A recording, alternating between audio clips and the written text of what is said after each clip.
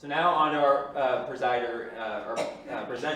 Father Garzini's already asked me not to really give too big of an introduction, so I'm just going to share that he is currently the president of the Association of Colleges and Universities of the Jesuits here in the United States. And so he's been involved in education somewhat over the last few years, and he's going to share some of his insights on the young people and their religion and what they feel and how they feel about the Catholic Church.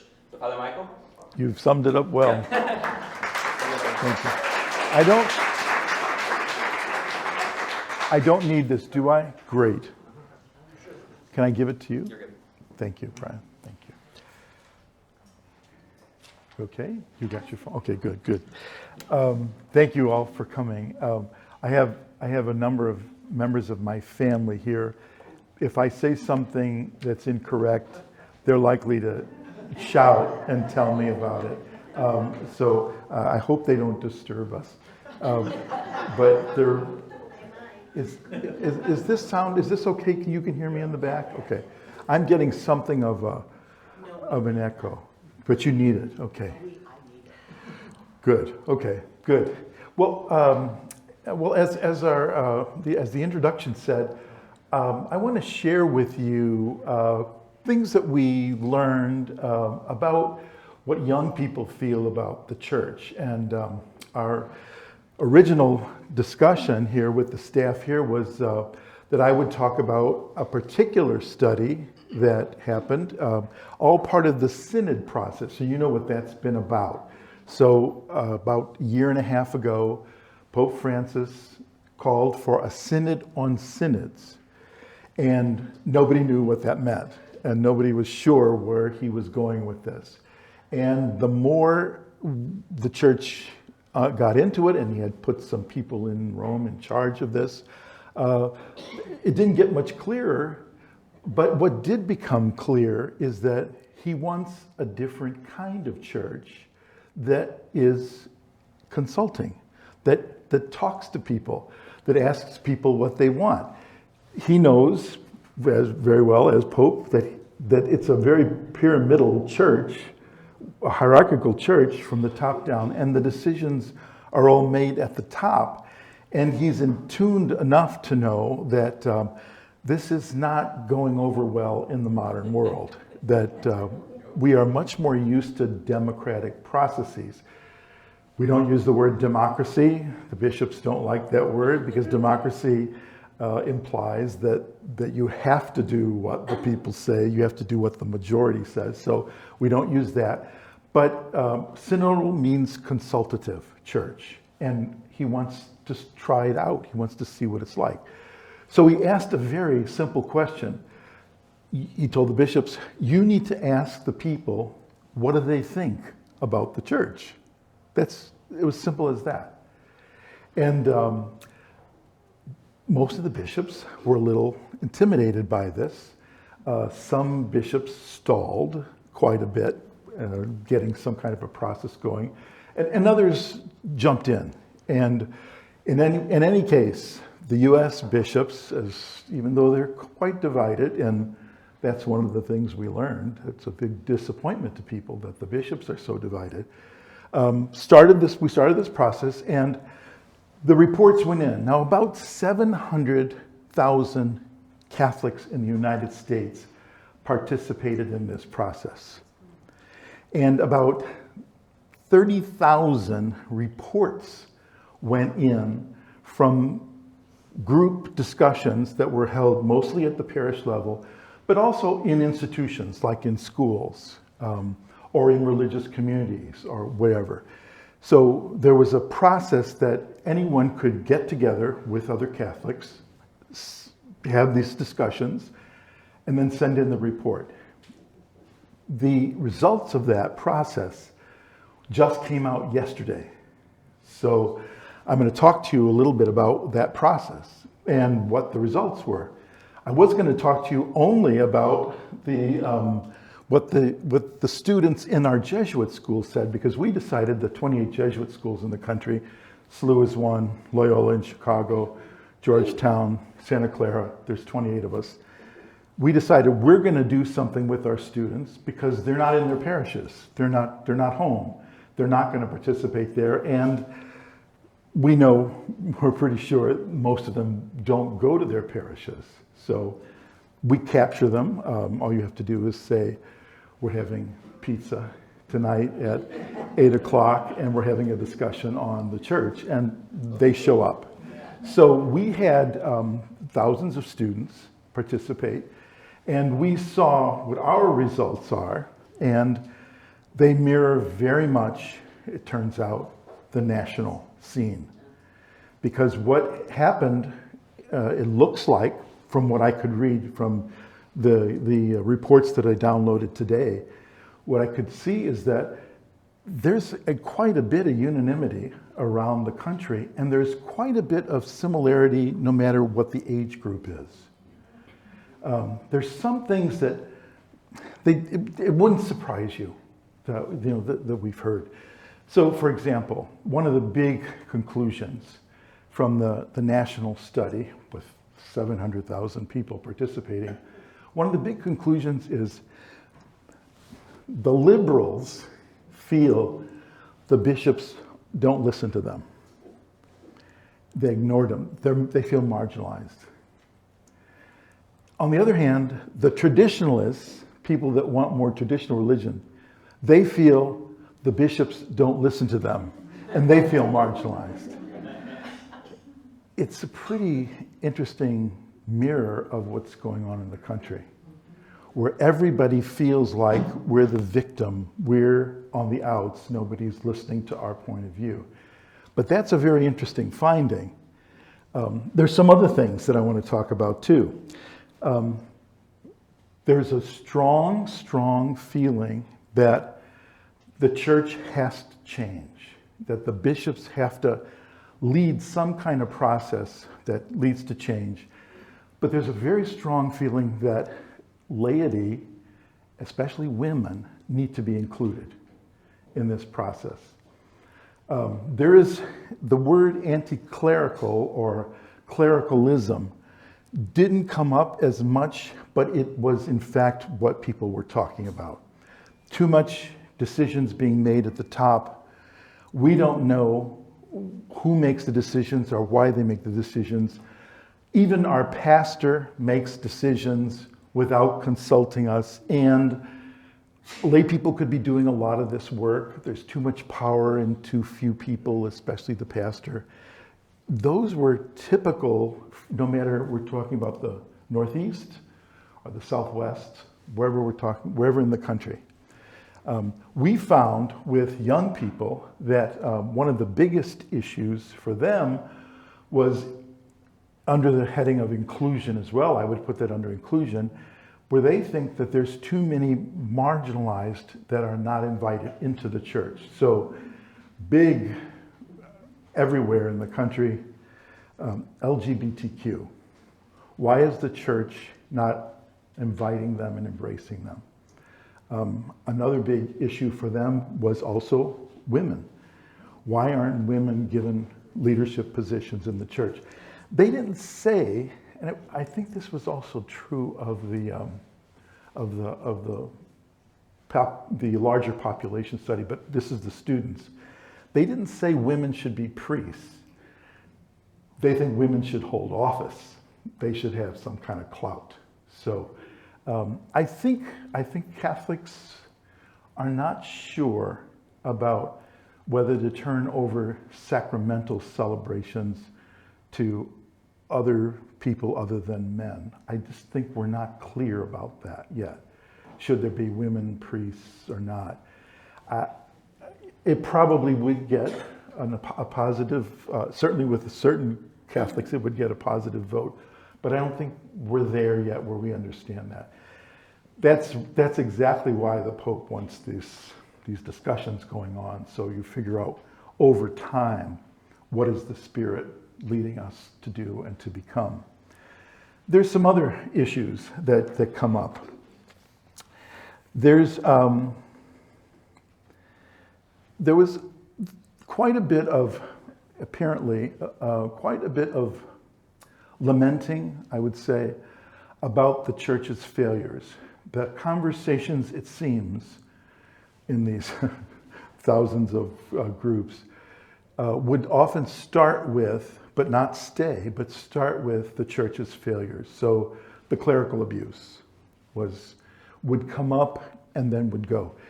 Interesting, the clerical abuse issue did not come up with the college kids very often. When I think about it, we started hearing about it and dealing with the question in 1990, 91, and 92 was when the bishops at the Dallas promoted the Dallas Charter, it's called, on dealing with clerical sexual abuse. 92, kids in college were born after 2000, so this was an issue that when it cropped up again, every 10 years it seems it crops up again, they were still young and they weren't tuned into that. So for them it didn't come up much, but for the others it did. Now they blame the church for other things. They think it's been too autocratic. They think it hasn't spoken out on racism as it should have. A lot of this, did happen these sessions were last year, so the race issue was still pretty topical, so still pretty hot. And I think that came up in a lot of the young people, and it did come up with the general population of Catholics that attended their parish's conversations. So racism is an issue. As I said, LGBTQ, they're very, in general, very, I think saddened would be a nice way to put it. Disappointed would be another way to put it. But the disunity among the bishops was something that they bemoaned, something that they regretted, something that they really did not like seeing at all. And in some places they knew that their local bishop was not on the same wavelength with Francis. And that came out, and they talked openly about that being a disappointment to them, that there was such a public disunity among them. Both the young people and the general Catholic audience spoke out about the weaponizing, was the phrase, weaponizing the Eucharist.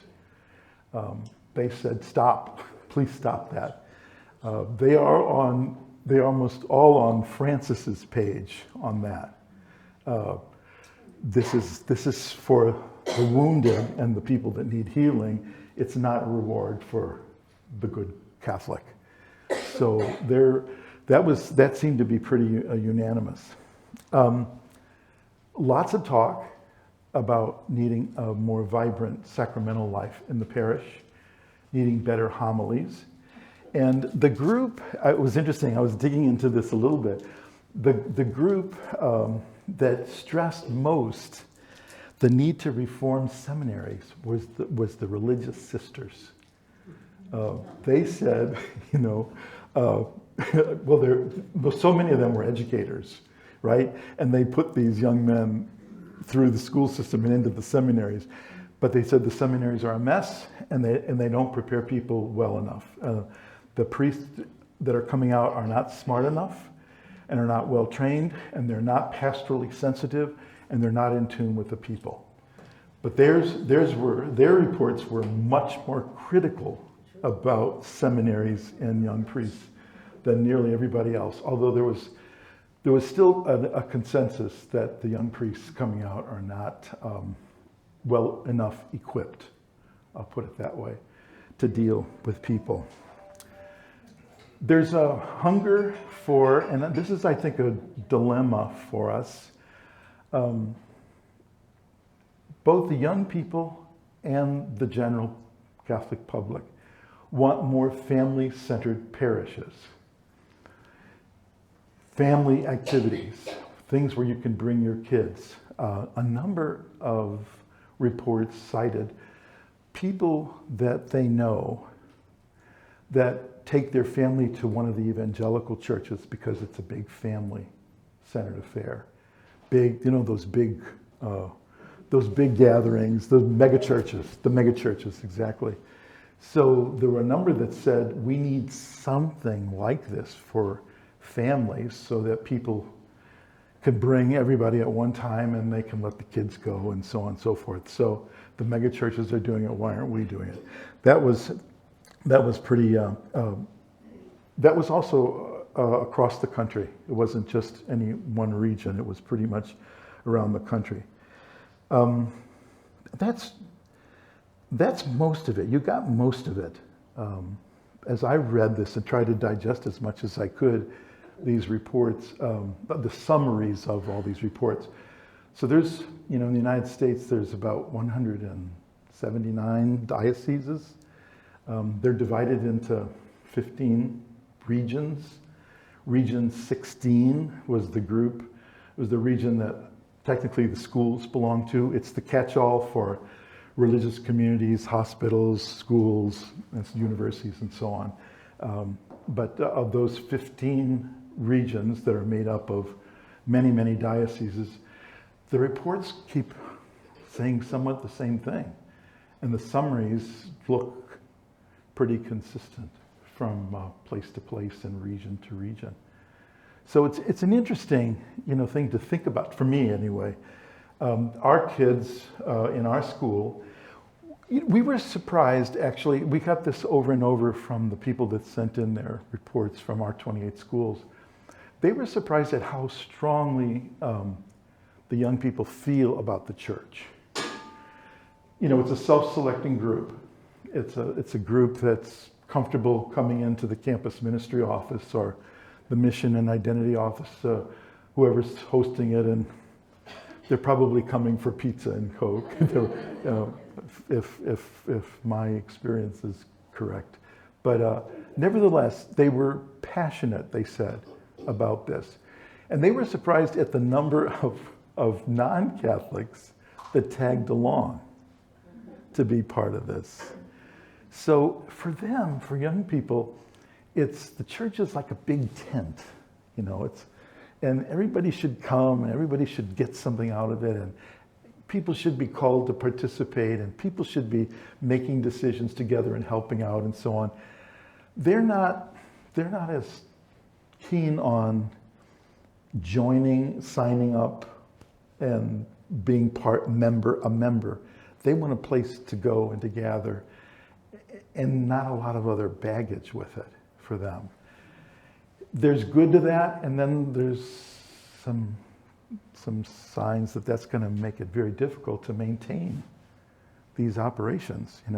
How do you maintain a parish church and a school and all those activities without really dedicated, committed people who go there whether they like the pastor or don't like the pastor? All of you have been through all this too.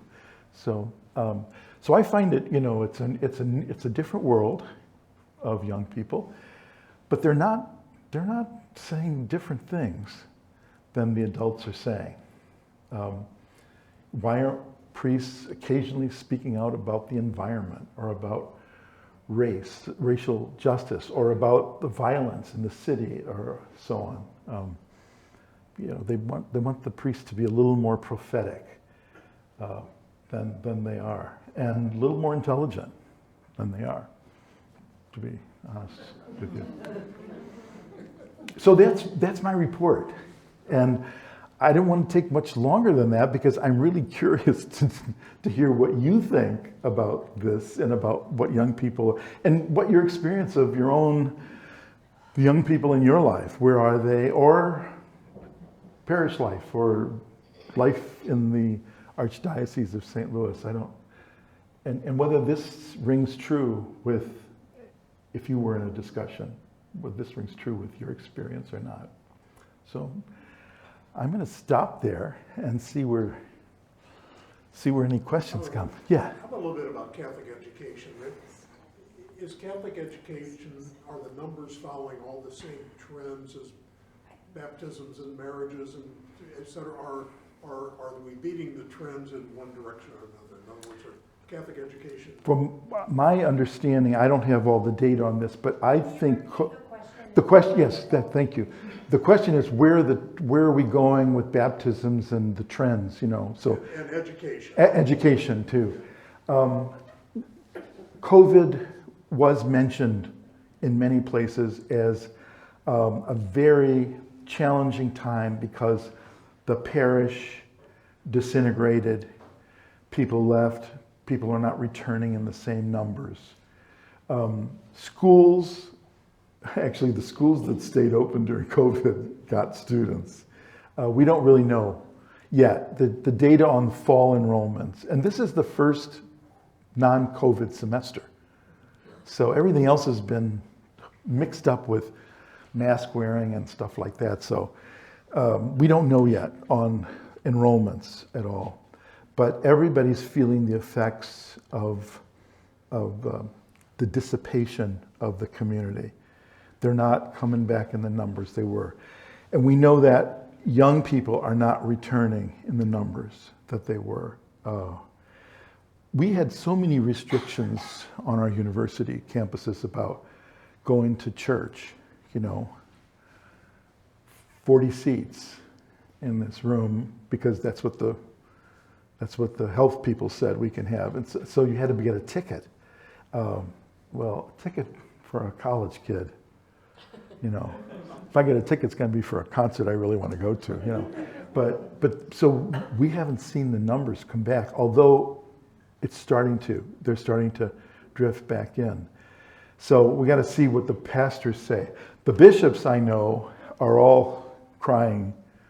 They're all crying, period, because their money's not come in.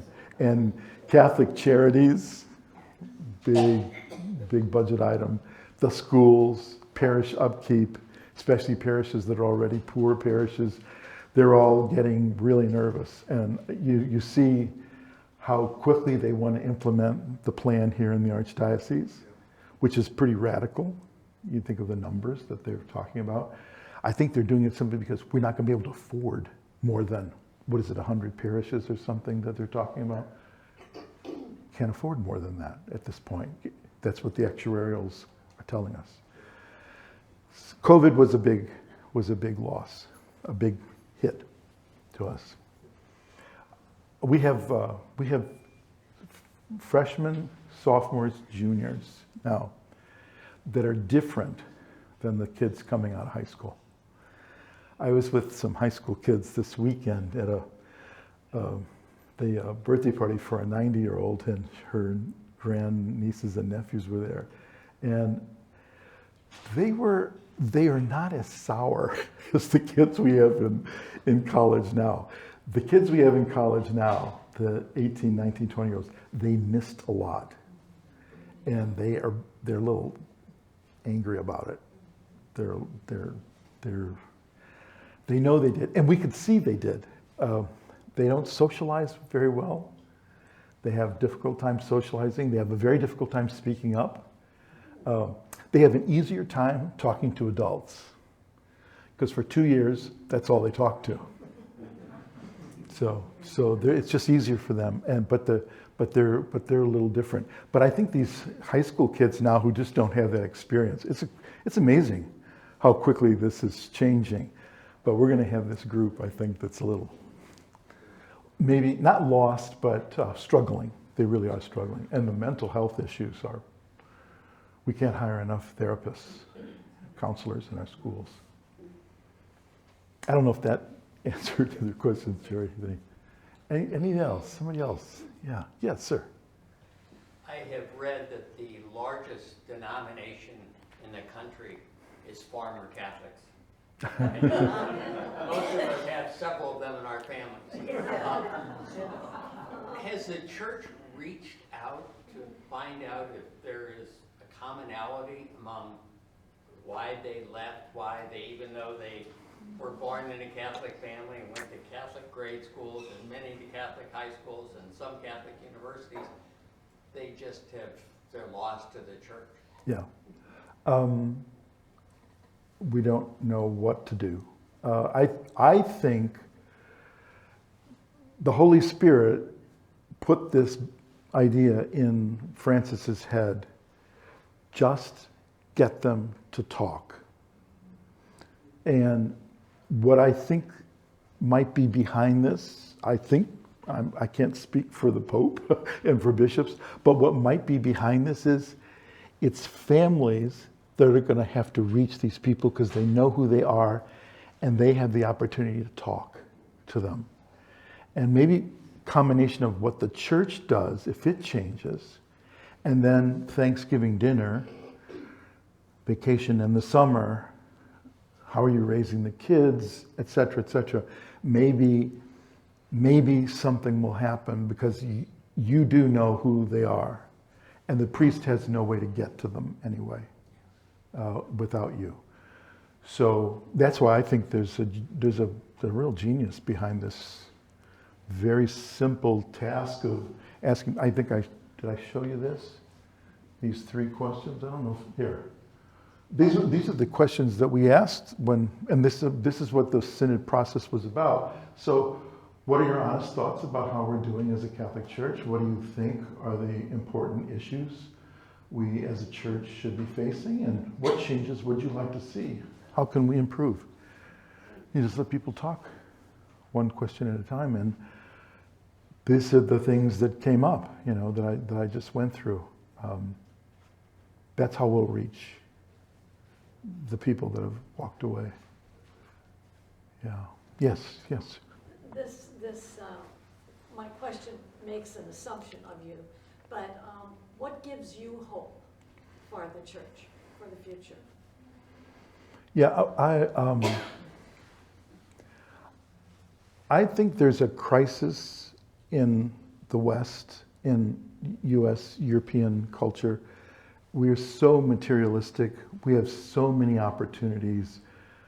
We're so financially driven and so on, and success driven, that I think we need, I don't know whether it's going to happen individually or collectively, where we face what's the purpose of all this? What's the meaning of all this? And maybe individuals have to face it. You face it certainly by the time you reach the end of your life. I don't think God lets us get away. And so I think everybody's going to have to face the ultimate questions of why am I here? Why am I doing what I'm doing? What do I really hope to leave in this world? Is love the most important thing, or is it something else that's got my attention and takes all my energy? And has that been worthwhile? Or do I have to rediscover the values, of love and family? So I think it's built into us. So I'm not, I was not despairing about that. I'm also hopeful about the church because one of my strong memories from growing up at St. Ambrose was coming to Mass. We had daily Mass. We started the school day every day with Mass. When the place was draped, the doors were draped in black because Pius XII had just died. And the church that the nuns were talking about, teaching us about, was the church of devotions and rules and stuff like that, but it was the church of Pius XII. The church changes a lot when you think about the fact that this is not the church of Pius XII anymore. You wouldn't be here, in this. So we think it's slow, but the mill of the gods grinds slowly, but it grinds exceedingly fine. So I think we're changing and developing slowly, and we will, and the church will. And it will, it's thriving in other parts of the world. It's important. It's important in places where I used to be in charge of the Jesuit schools, universities, and in many, many countries, we're really important. The church is really important. It stands up against dictators. It speaks out for freedom. To think of the fact that it took us so many years to get onto democracy. We were against democracy, remember, at one time. But after Vatican II, that was completely shoved away, and we don't talk about that era anymore where we were in favor of monarchies and not democracies. But now we're the biggest promoter of democracies around the world.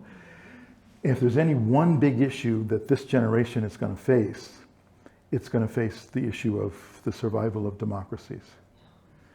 So polarization, post-truth, populism, that could create a very dangerous world, because we know what populists do. You know, it's about power, isn't it? The fourth P, it's all about power. And that's dangerous when it's not shared. They're never inclusive. There's always enemies that are pointed out, enemies within, not necessarily enemies without only. So they're going to face that, and it's coming. Besides the environmental challenge, you know, I think that's the other big challenge they face. But that was not. You wanted to know what gives me hope. No, I think this. I can't say it's going to be easy for the next generation. Yeah, yes, sir. Apologies for being late. I kind of popped the monsoon to get here, but so excited to hear you tonight. Your words about hope and creating a place for students to talk really resonate to me.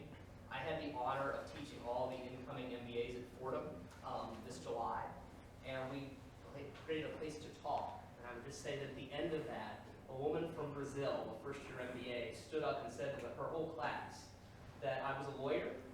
I was made fun of for coming to school because people didn't understand why I would do it. But this is the first place I ever felt like I could truly be myself. So I think amazing things are happening. My question for you is, how can we in industry and organizations and parishes help support the nascent work that I think is happening in different places? Yeah, that's a great question, and of course I don't have an answer, but it's the question. I work with a group of deans of business schools, and they have told me, and they've worked on this together, that their MBA students want to know why economic injustice is not in the curriculum, why they're not talking about really the role of the business community in changing practices because of the environmental destruction and use of resources and so on. They want to know why that's not in the curriculum. So there's a group that's called them Laudato Si business deans. And they're talking about how do they get the faculty on board. Faculty have been some very much on board and some very resistant. You know, this is not teaching them to deal with the real world. You know, the real world is Wall Street and so on. So there's these pockets. There's doctors talking like this. There's nurses. There's CEOs talking like this. It's amazing. You know, I had to go to Rome for my previous job. I had to go to Rome quite a bit, 6-7 times a year for a couple of weeks each time. And it was amazing the groups that came in there vying for the Pope's attention. There's no other place on the planet where people who want to think differently, more generously, more openly, more critically, there's no other place gathering them together. You know, you obviously know I'm high on this Pope, but he does seem to be a catalyst for people to keep talking. The culture of encounter, you know, it's a word that could be talked about theologically, psychologically, sociologically. It doesn't have to have theology attached to it, but he's saying we're not going to survive as a planet. We're not going to survive as societies unless we learn how to talk with each other and deal with each other's differences. So we have some inspirational leaders, and quite contrasted with some other leaders who are the opposite. Yes, yeah. So I'd almost like to piggyback off that, because as I was contemplating coming here, I'm younger, and I have friends who are not Catholic but who have expressed many of the same opinions that you just shared in many of the same themes. And in general, with the idea of almost like an analogy to a restaurant, of if a restaurant is serving food that I don't like, what loyalty do I owe them? Why shouldn't I go somewhere else? So what can we do as a church to improve the food that we serve, the welcome? How can we welcome people in? Because if I go to a church, or if my friends say they go to a church and they get a sense that they are not welcome, or they have to change something fundamental or hide something fundamental about themselves in order to be accepted, they don't care to come back. They want to go somewhere where they're going to be welcome. So I guess my question is sort of similar. Well, you've given, no, I think you've given a very good layout there of what we have, the way we have to start thinking. By the way, my family's a restaurant family. They love your analogy. I can tell you right now, they love the analogy. You know? So, but I think you're laying it out. You know, if we start thinking about the fact that we're in a service field, that's our profession, and what are their hungers? Hungers is a really good way to talk about it. In fact, those deans, they started with the paper of hungers. Our students are hungry for a paradigm, a moral paradigm that makes sense to them in the business world. They had this whole series of hungers.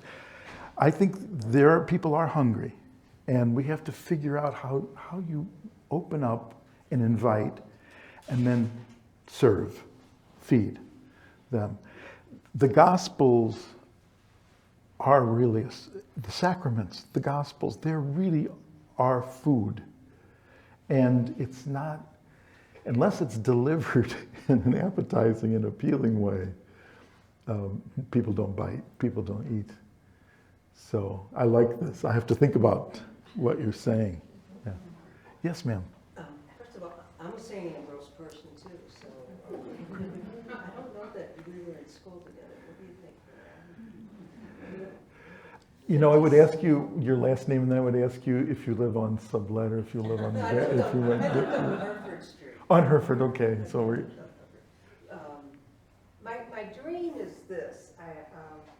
I've taught in Catholic schools for a lot. I'm not teaching anymore, but I still love it. You know, what could happen, I don't know what's going to happen in my lifetime, but this is what I see as a dream. So we're doing this survey, and I've read, I read the results, and you know, the writing's on the wall. We're going to get smaller. Okay, you know, that's, you know that. But could we dream to when we do get smaller? We could maybe act like, I don't like the word mega church, but we could act like that, because these people, when they go to a mega church, they come from all over, you know, and they don't mind driving. You know, back, say, on the hill, we walked to everything. And our parish did everything for us. I mean, they were the choir and the softball team, and, you know, you went swimming, and the church was everything.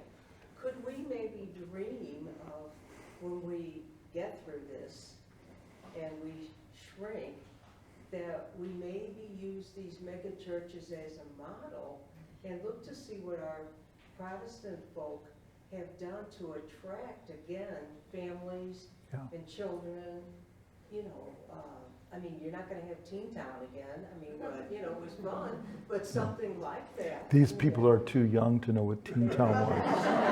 But anyway.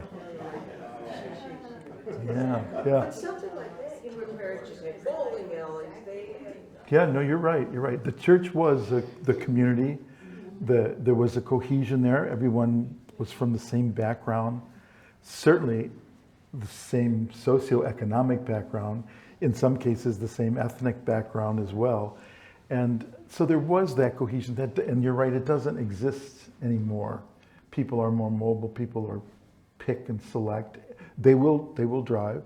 the biggest parishes in many dioceses, and the dioceses that I've worked in, were people came from all over to go, because it was a church or congregation that catered to young adults, or there were a lot of teenage activities, or this was really important for whatever group, and they'd come from all over. Somewhat, the ethnic groups still do that. So if there's a Vietnamese parish, they'll drive in from all over. So you're right, we have to have something there that attracts and then holds people together and gives them a sense of belonging and then a sense of meaning. Because eventually everybody faces the same big questions. The disappointments in my life, are they crushing, or are they something I can manage, I can live with? The joys of my life, are they something that I can cherish and hold up? And will they be there? Will they stay healthy and whole? So on. So we all have the same issues. How do we make this community the place where people don't want to come and then can talk, share those things? Yes, wait, yeah, let's go back there, yeah. Yeah, one of the issues is very politicized, but just one word in the whole room I've thrown is abortion. And with the politics, how the church has gotten caught into that, where I've heard bishops say, if you vote for this person or this person, it's a sin. Help us. You want me to help the bishops? That's right.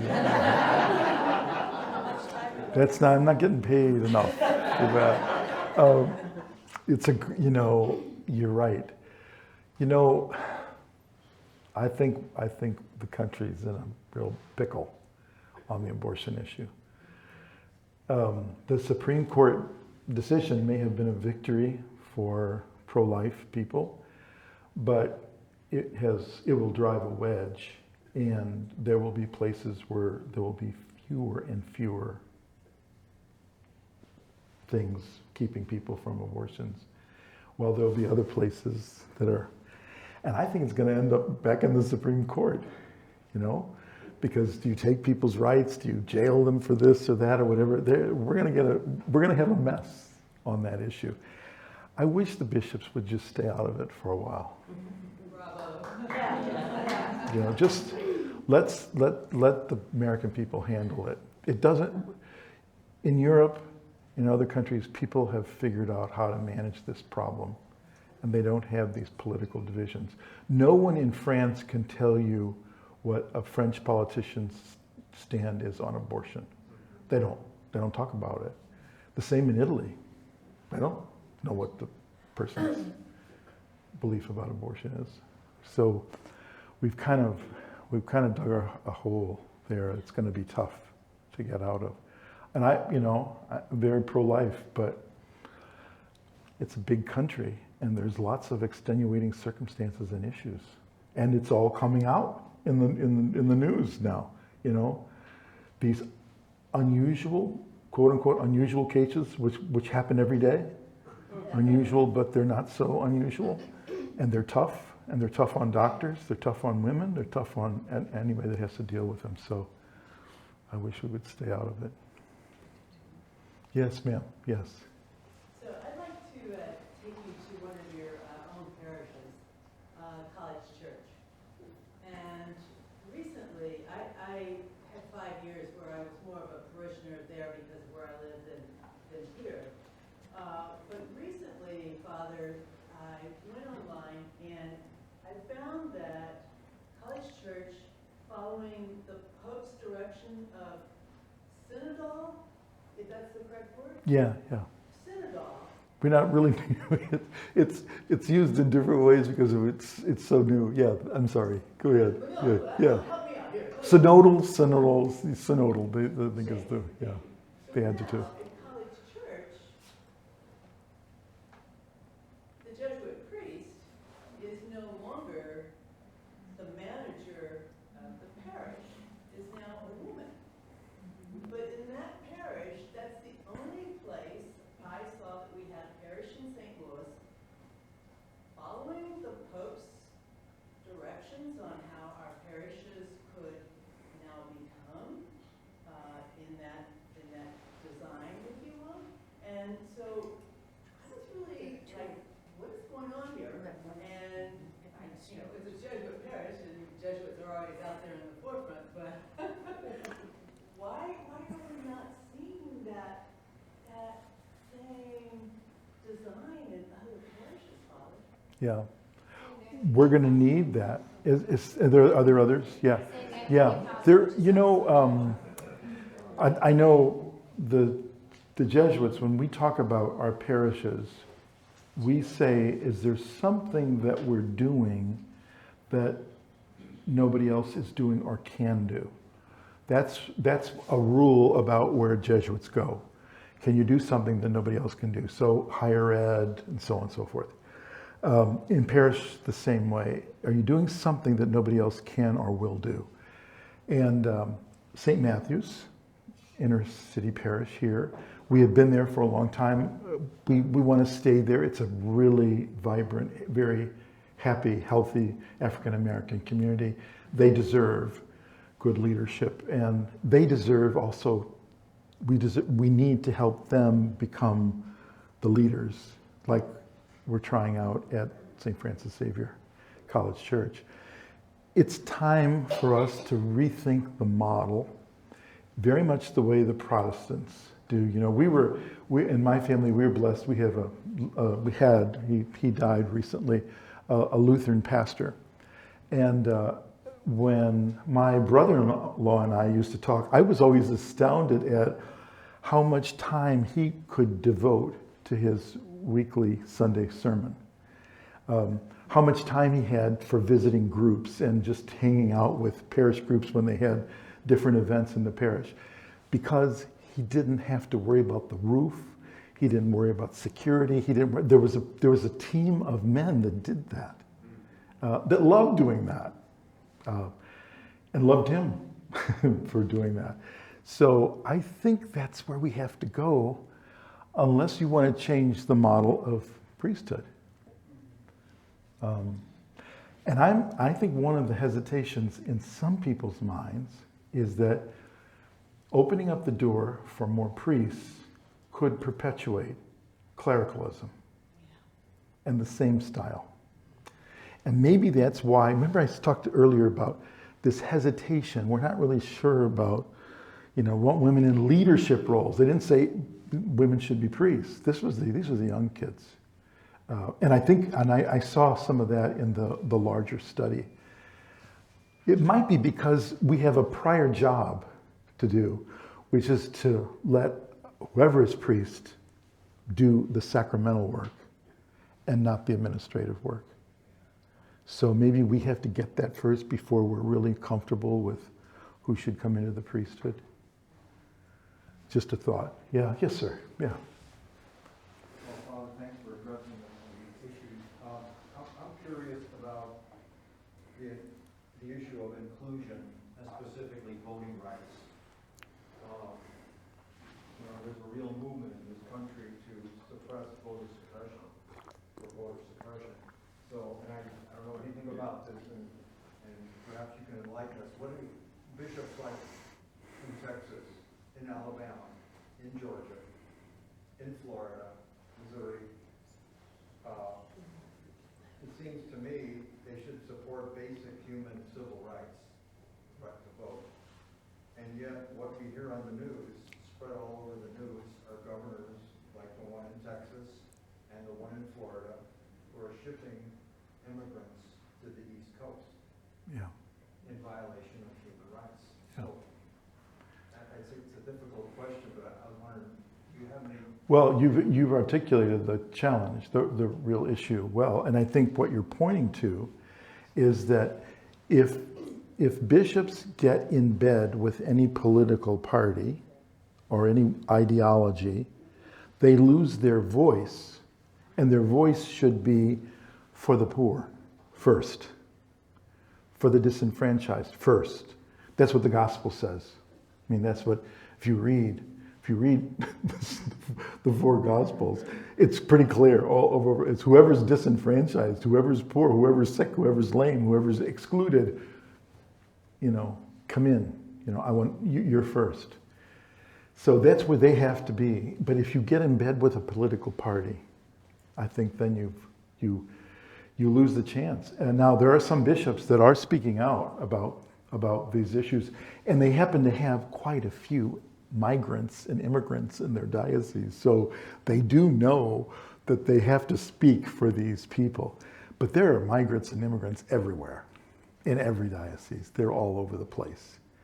But you have to be free enough to speak up.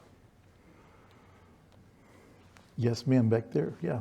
My question was returning to the point we were talking about just a moment ago with the female leader at College Church. I'm originally from upstate New York. We've had female pastoral administrators for the past 25 years. And so my question is, this clearly is not new in the Catholic Church, even in the United States. Why don't we talk to each other? Like, why is this such a new concept in St. Louis when it's been happening in New York for 25 years? You don't understand St. Louis. How long have you been here? 10 years, 30 years, that's not enough. You don't understand St. Louis. No, this diocese has been blessed with all these religious. The number of mother houses in St. Louis alone, for all these religious orders that came here before going west and stuff, it's been rich with nuns and with priests and brothers and so on. So I just think it's a little spoiled, but boy, it's the writing is, someone used this expression, the writing is on the wall. We just don't have the folks. They're not, and that should be telling the bishops something too. So yeah, no, we need to learn from other places that have done it and have managed it very well. What the priests worry about most. That's too big of a generalization, but I have heard this more than once. I hate it when they say they like Sister's Mass better than mine. Because in many places, the daily Mass is just the Eucharist. Remember, it's just the prayers and then giving out communion, priest sanctified hosts stuff. They like Sister's Mass better than mine. It's shorter, for one. Anyway, but no, we have a lot to catch up with here. Yes, sir. Yeah. Do you think in anybody in here's lifetime that they'll ever even have women deacons?